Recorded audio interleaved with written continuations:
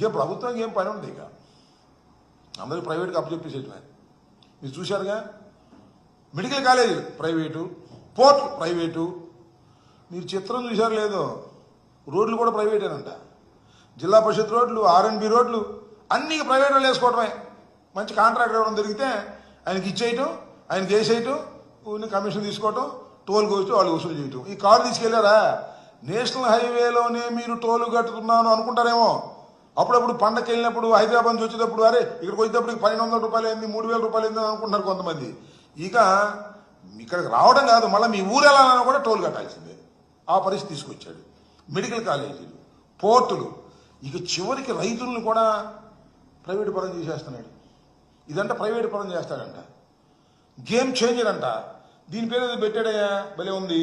ఇట్లా భలే పెడతాడులే మన చంద్రబాబు నాయుడు గారు. తెలుగు తల్లి జలహారతి అంట. తెలుగు తల్లి జలహారతి కాదు ఇది. ఇక ఆయన సొంత మనుషులకి హారతే అప్పచెప్పేసేస్తాడు. వాళ్ళేమో కాలువలు దవ్వుతారు, డబ్బులు వసూలు చేసుకుంటారు. రైతుల దగ్గర డబ్బులు వసూలు చేయాలి. ఎక్కడి నుంచి వస్తాయి డబ్బులు? రైతుల దగ్గర వసూలు చేయాల్సిందే కదా.